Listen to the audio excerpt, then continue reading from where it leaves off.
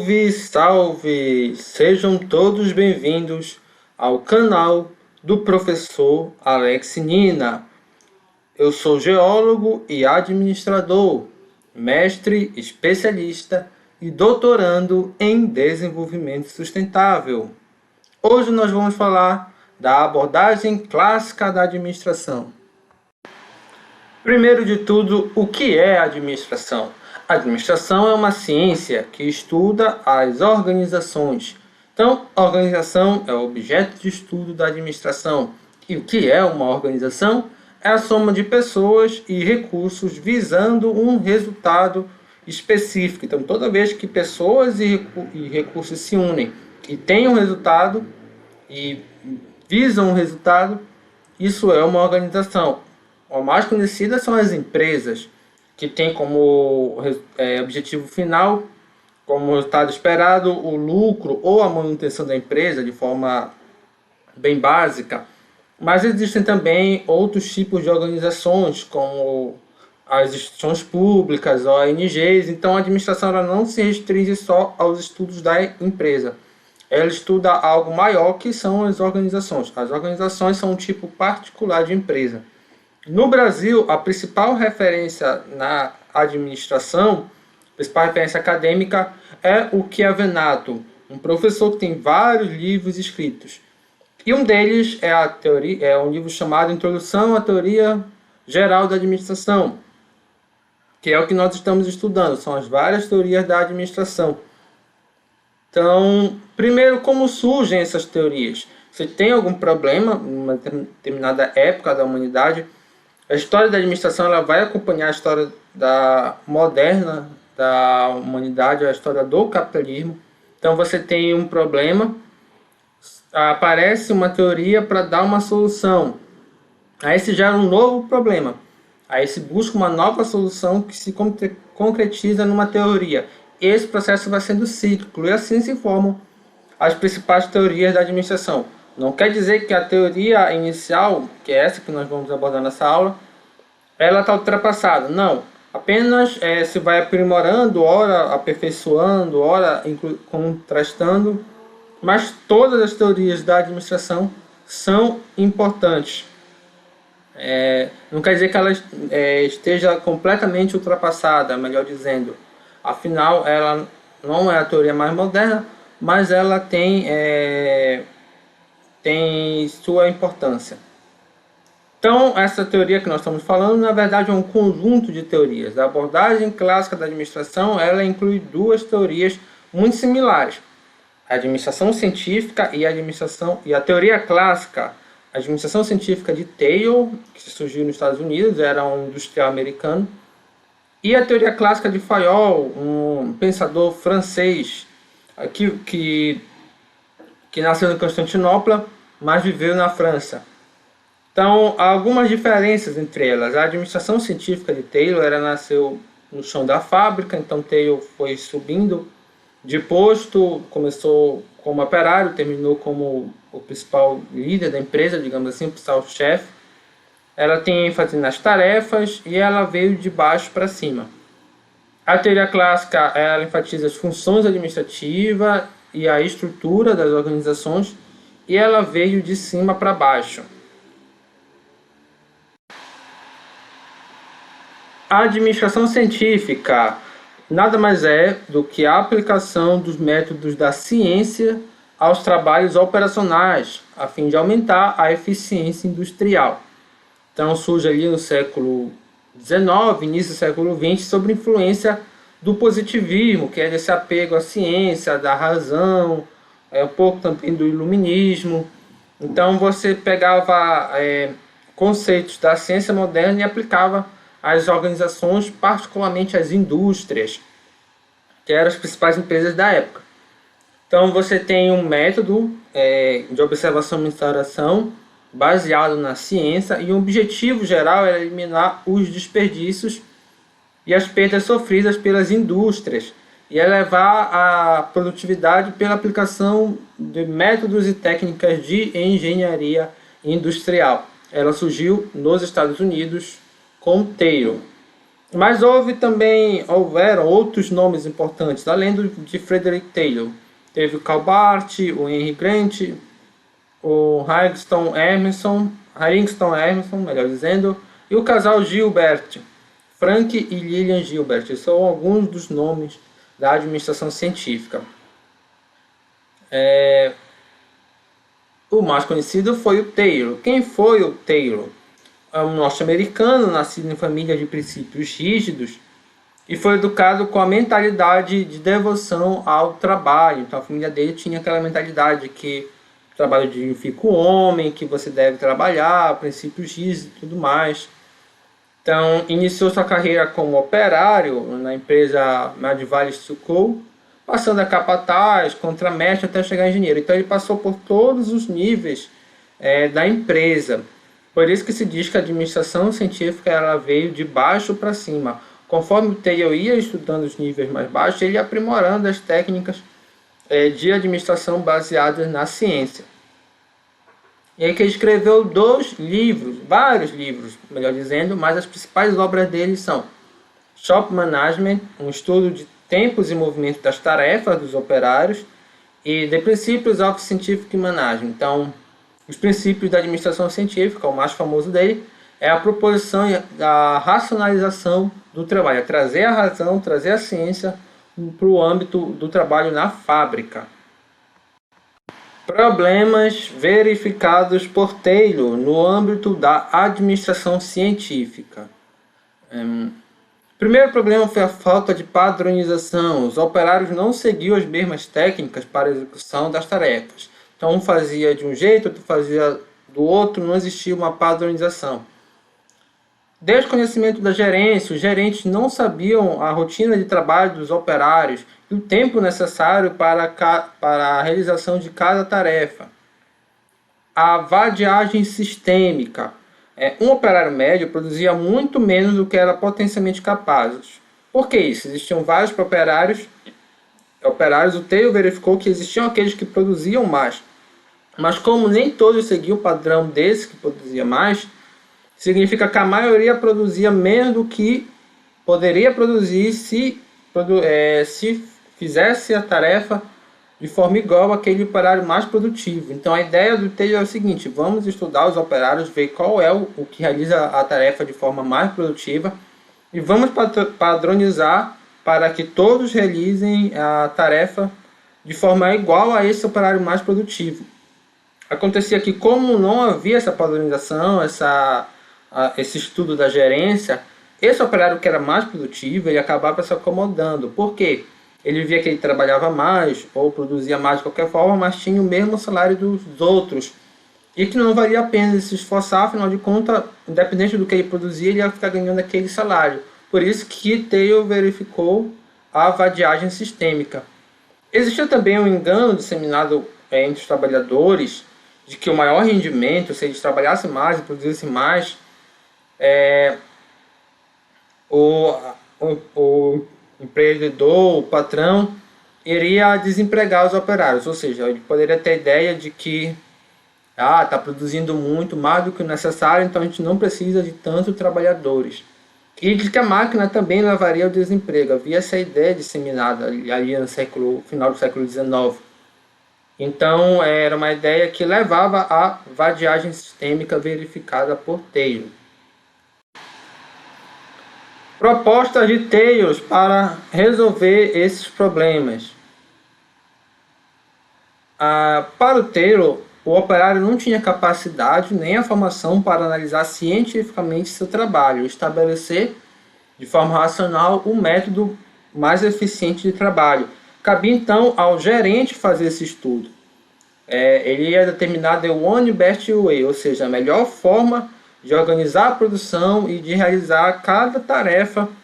O gerente tinha essa função de pensar, enquanto que os operários só iam realizar aquilo que já foi pensado pela gerência, pela administração.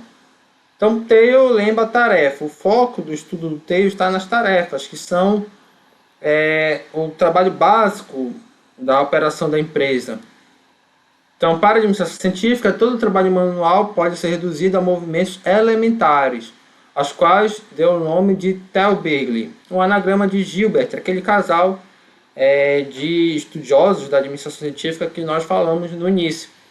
Então, era essa a ideia de tarefa. Tarefa seria um processo rotineiro que estaria dividido em vários Thalbergs, que são processos ainda menores dentro de uma tarefa. Segundo o T, a eficiência da produção seria conseguida pelos seguintes passos: padronização e superespecialização. Cada trabalhador se limitava apenas à execução do mínimo de Thalbergs possíveis. Então, a tarefa de colocar um parafuso, isso é uma tarefa, colocar um parafuso, representa 7 Thalbergs. Então, a única tarefa simples de colocar um parafuso são 7 Thalbergs.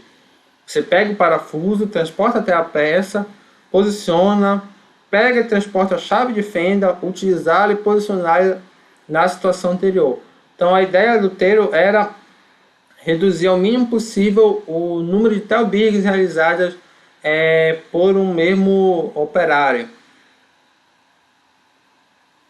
Taylor também propunha evitar a fadiga, por ela causar uma redução da produtividade e da qualidade do trabalho, além de aumentar doenças e acidentes. Então, não valia a pena você fazer um trabalho exaustivo, colocar os operários para fazer um trabalho exaustivo. No curto prazo, isso poderia até aumentar a produtividade, mas no longo prazo, eles iriam ficar doentes, iam ficar desmotivados e a produtividade da empresa ia diminuir. Então, ele propunha a extinção de movimentos inúteis que não estão diretamente relacionados a tarefas e que só causam fatiga, boas condições do ambiente de trabalho para não afetar a saúde dos trabalhadores, incluindo alimentação, iluminação, entre outras coisas. Afinal, você precisa manter seus trabalhadores saudáveis para que a empresa produza. Um desenho dos cargos e tarefas pela administração. Tarefa: toda atividade executada por uma pessoa no seu trabalho dentro da organização. E o cargo é o conjunto de tarefas. Então, a organização deveria primeiramente fazer um desenho de quais são os cargos e tarefas, incluindo os conteúdos, o método de execução, a relação com os demais cargos. Esse desenho de cargos é até hoje utilizado na moderna gestão de pessoas, embora também se fale em competência, que seria uma outra linhagem da gestão de pessoas. Mas o desenho de cargo é importante, inclusive, para você selecionar o funcionário. Você já sabe as tarefas que precisam ser executadas, de que forma, e diante desse desenho você vai saber qual é o profissional mais adequado, mais capacitado para aquele cargo específico. As vantagens do desenho de cargo, como eu falei: admissão de empregados com qualificação mínima e salários mínimos, também você vai adequar. Se você tem um cargo pré-definido e determinado profissional com uma qualificação mínima, mas já consegue realizar esse cargo, para que você vai contratar um profissional mais qualificado que vai exigir um salário maior? Você tem uma minimização de custos de treinamento, ou seja, você já vai contratar alguém que já está capacitado, você não vai precisar capacitar.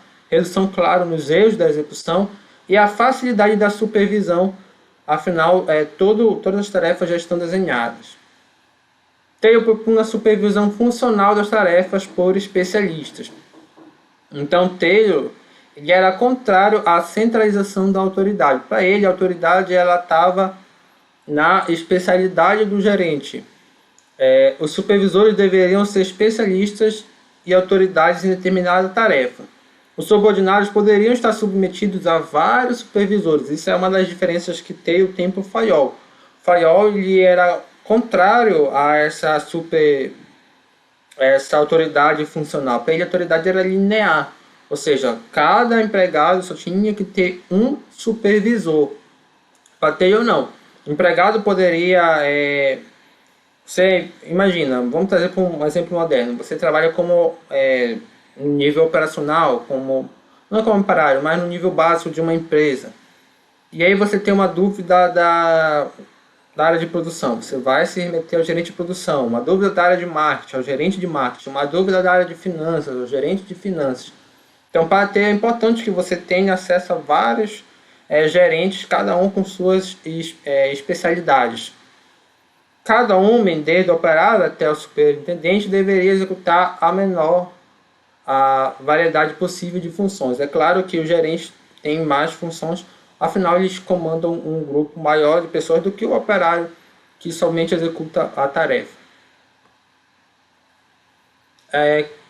A quinta proposta é a recompensa econômica pela produtividade, chamada meritocracia. Então, Taylor era favorável à ideia do homo econômico, do que o que motiva o homem a trabalhar é o dinheiro em última instância, como se o homem corresse atrás somente do dinheiro. Isso foi muito criticado posteriormente, mas naquela época prevalecia essa ideia do homo econômicos. Então, se você quer que os operários sejam mais produtivos, trabalhem mais, dê melhores salários a eles. Isso foi aplicado por Ford, como nós vamos ver também. E a implantação gradual da administração científica. O Taylor não propunha aqui uma revolução, né, que a administração científica fosse implantada do dia para a noite numa indústria. Ele sabia que isso não iria acontecer, e que na verdade é um processo lento, que leva de 4 a 5 anos para evitar alterações bruscas. Você tem que ambientar seus empregados com as novas práticas. Então, isso é uma ideia precursora, inclusive, da própria gestão de mudança. Uma mudança dificilmente é algo repentino, é algo mais programado e de longo prazo. Então, a mudança também perpassava pela mentalidade dos operários. Lembra que Taylor veio de uma família de devoção ao trabalho? Para ele, a empresa deveria colocar essa mentalidade em todos os operários. É também o que se chama hoje de mindset, né? O mindset produtivista. Então, a ideia era essa, que os trabalhadores deveriam ser mais produtivistas, assim, os valores dos trabalhadores estariam mais alinhados aos valores propostos pela administração científica, que era o valor da produtividade. Princípios da administração científica, o chamado PPCE: planejar, preparar, controlar e executar. O planejar é substituir no trabalho o critério individual, cada um fazendo por si, do operário, o empirismo e a improvisação, pelo método mais eficaz, os métodos mais eficazes baseados na ciência. O preparar, selecionar cientificamente os trabalhadores de acordo com suas aptidões e os desenhos de cargos, treiná-los para produzirem mais e melhor, preparar as máquinas e equipamentos de produção, bem como o arranjo físico e a disposição racional das ferramentas e materiais. Controlar o trabalho propriamente dito para certificar de que o mesmo está sendo executado de acordo com as normas estabelecidas e segundo o plano previsto. Quem estabelece essas normas, o gerente, os administradores. E executar, distribuir distintamente as atribuições e as responsabilidades de execução do trabalho, para que ela seja feita de forma bem disciplinada. Henry Ford, a aplicação da administração científica. Se Taylor foi quem propôs a administração científica, foi Ford quem aplicou e teve sucesso com a administração científica. Então, entre 1905 e 1910, Ford promoveu a grande inovação do século XX, a produção em massa. Está aqui o logotipo da Ford, desde o primeiro até o mais atual, aqui uma foto do Ford. Foi um dos grandes empreendedores da história da humanidade. Então, a visão do Ford foi a popularização do automóvel. Todo empreendedor, toda empresa precisa ter uma visão. E a ideia na época do Ford, os automóveis eram caros e só utilizados pelos milionários. Ford foi o primeiro cara a visualizar que aquele objeto de consumo que era de alto padrão poderia sim ser popularizado utilizando métodos da administração científica. Esses métodos iam contribuir para que você reduzisse os custos de produção, fizesse uma produção mais eficiente, padronizada e colocasse carros a preços populares. Então o Ford conseguiu baratear o produto e fazer com que ele chegasse no preço que ele tinha calculado previamente. Ele conseguiu produzir um produto de melhor qualidade, inclusive, através da padronização e a um custo menor. E aí, olha, em 1913, Ford já produziu 800 carros por dia. Em 1914, repartiu com seus empregados uma parte do controle acionário da empresa. Aquela ideia lá do homem econômico, do homem que é movido pelo dinheiro, o Ford também aplicou. Se você reparte uma parte do controle acionário para os seus empregados, eles vão querer produzir mais. Ou seja, quanto melhor for o resultado da empresa, melhor também para os empregados. Ele estabeleceu um salário mínimo de $5 por dia e a jornada de 8 horas. Na época variava de 10 a 12. Então ele reduzia a carga horária e o salário. Aumentar o salário também no sentido de ônus econômicos, que produz mais quando ganha mais. Também você tem trabalhadores que são bons, que não estão na Ford, mas querem entrar na Ford, todo mundo quer entrar na Ford. Afinal, era uma empresa que pagava muito acima da média do mercado naquela época. Além de você trabalhar menos tempo, no intuito de evitar a fadiga também, um dos pilares do TAIL. Em 1926 já tinha 88 fábricas, empregava 150 mil pessoas, fabricando 2 milhões de carros por ano. Ford foi um gênio do marketing, dominou o mercado por 3 décadas, até que a GM começou a produzir carros customizados, justamente com a Toyota e outras empresas, quando o perfil dos consumidores já tinha mudado. Então, praticamente na primeira metade do século XX, predominou a produção em massa como principal fonte de vantagem competitiva das empresas, e a base dela está na teoria de TAIL. Até hoje é uma fonte importante, mas não é mais a única. Então, benefícios da administração científica. Deixa eu arrastar um pouco para cá. Opa!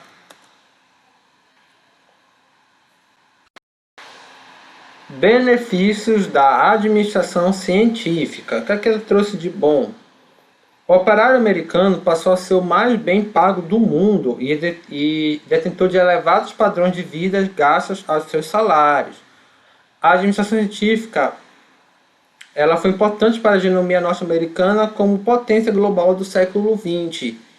O aumento da produtividade foi determinante para que os Estados Unidos tivessem condições de sair vitorioso nas Primeiras e Segunda Guerra Mundiais. Então, é importante. Talvez sem a administração científica, os nazistas teriam ganhado a guerra e o mundo seria completamente diferente hoje.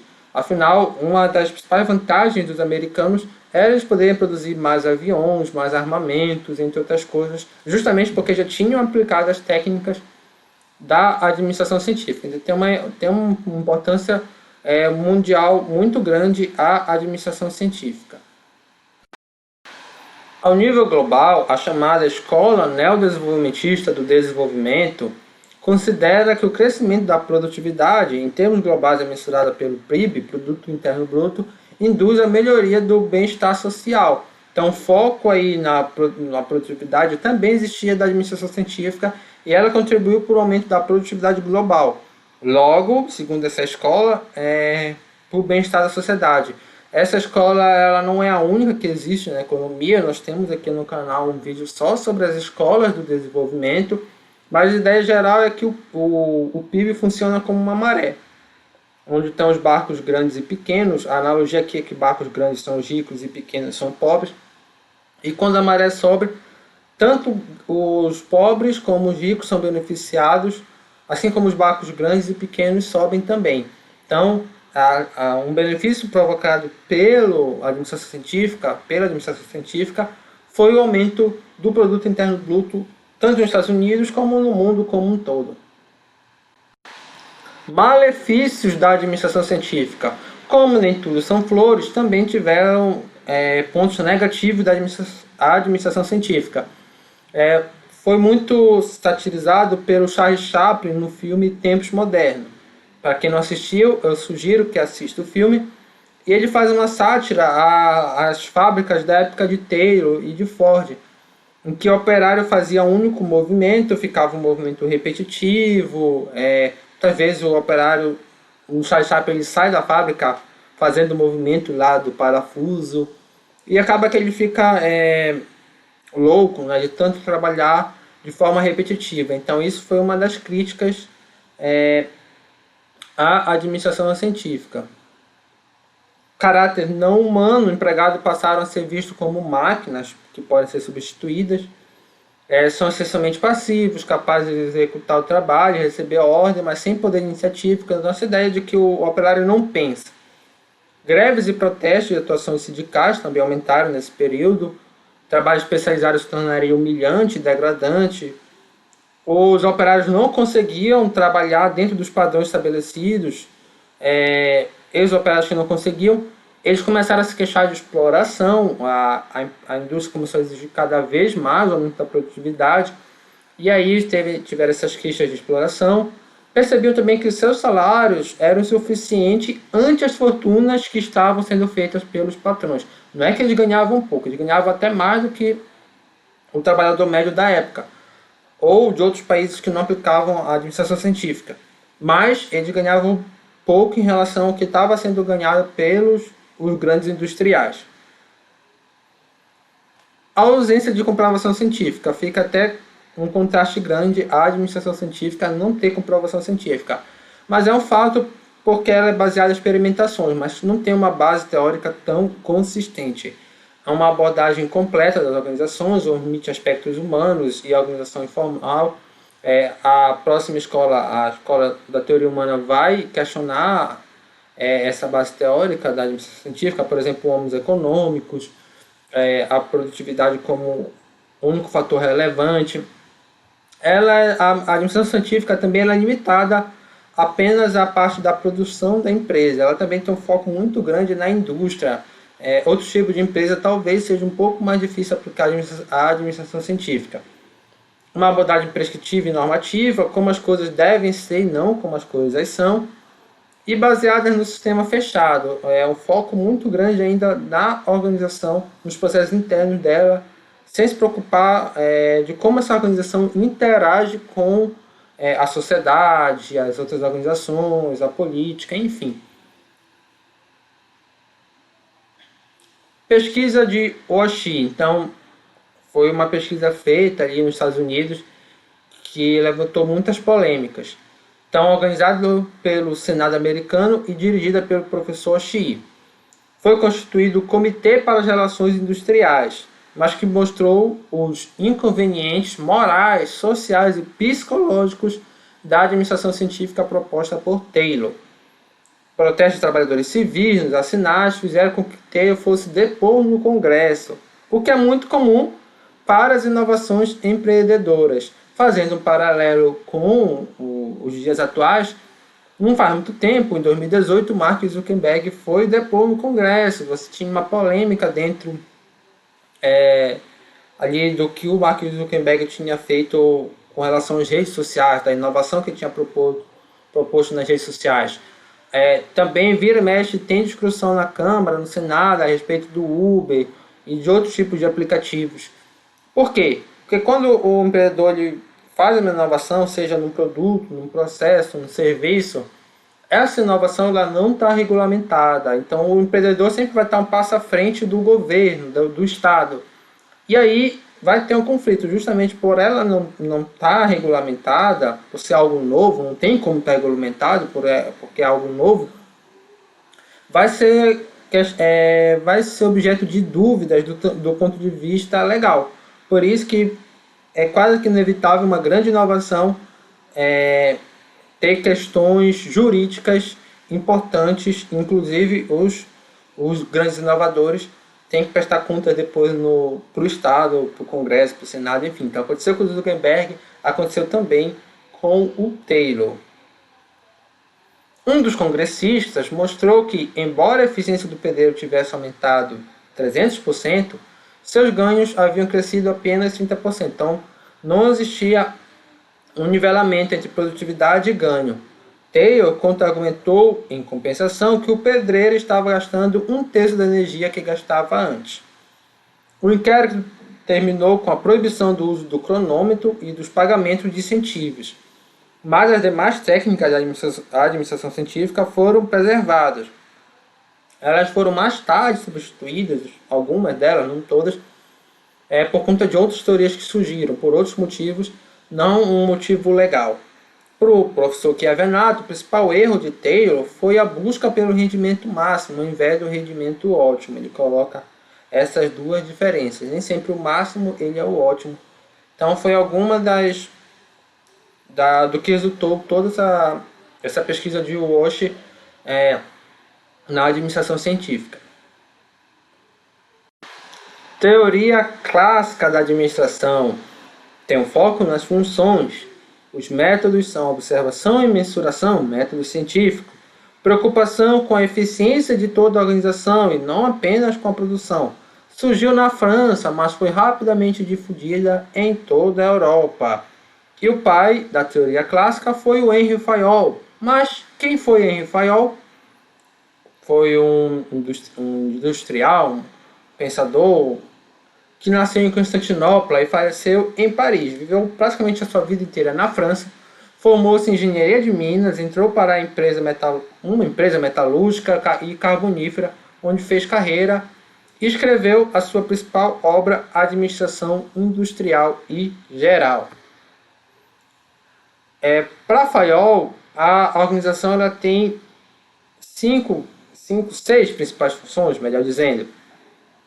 A técnica, que é a produção de bens ou serviços da empresa, a comercial, compra, venda e permutação, a financeira, captação e utilização de capital, a segurança, proteção, preservação de bens e das pessoas, contábil, inventários, registros, balanços, custos, estatísticas e, por fim, a função administrativa, que diz respeito à integração, coordenação, sincronização das demais funções, parando acima das outras.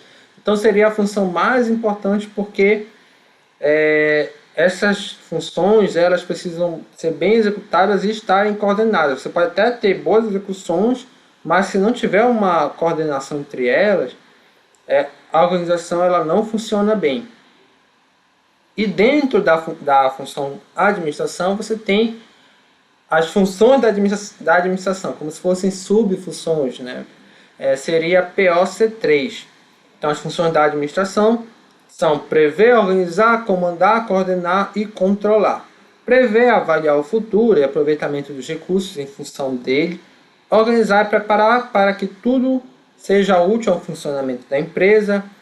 Comandar, fazer agir o pessoal de forma a obter o máximo retorno em todos os aspectos, mas principalmente os aspectos globais da organização.